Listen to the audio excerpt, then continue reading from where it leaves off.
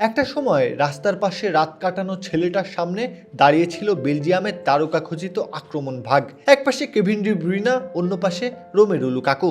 একের পর এক আক্রমণ, আর সেসবের সামনে চীনের মহাপ্রাচীর দাঁড় করিয়ে দিলেন আলিরেজা বেইরেনভান্দ। যেন কোনো অতি প্রাকৃতিক শক্তি ভর করেছিল তার উপর, নইলে কি আর অমন অবিশ্বাস্য সব সেফ দেওয়া সম্ভব? তিনি যেন ইরানের গোলপোস্টে তালা মেরে রেখেছিলেন।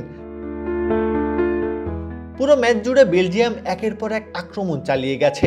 কখনো ব্রুইনার পায়ের জাদু, কখনো দূরপাল্লার শট, কখনো বক্সের ভেতরে হুলস্থুল। কিন্তু রুচি চানাচুর 300 গ্রাম ও 500 গ্রামের ফ্যামিলি প্যাক, এক প্যাকে পুরো পরিবার।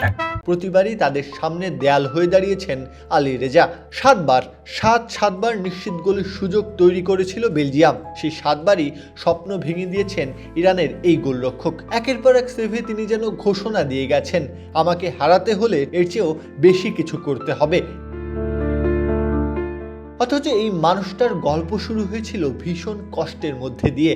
থাকার জায়গা ছিল না, টাকার অভাব ছিল নিত্য সঙ্গী। কখনো রাস্তা ঝাড়ুর কাজ করেছেন, কখনো গাড়ি ধোয়ার কাজ, কখনো পিৎজা ডেলিভারি দিয়েছেন, আবার কখনো পোশাক কারখানায় শ্রমিক হিসেবেও কাজ করেছেন। রাতে অনেক সময় খোলা জায়গায় বা মসজিদে ঘুমাতে হয়েছে তাকে। কিন্তু ফুটবলের স্বপ্ন ছাড়েননি। দিনের পর দিন ট্রায়াল দিয়েছেন বিভিন্ন ক্লাবে, বহুবার প্রত্যাখ্যাত হয়েছেন। অবশেষে সুযোগ পান ইরানের একটি ক্লাবে, আর সেখান থেকেই শুরু হয় তার উত্থান।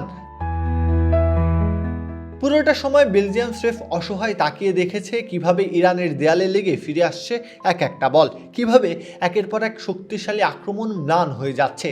যে তালা বেইরেনভান্দ ঝুলিয়ে দিয়েছেন, তার চাবি যে খুঁজে পায়নি কেউ। প্রত্যহ কাব্য, খেলা ৭১।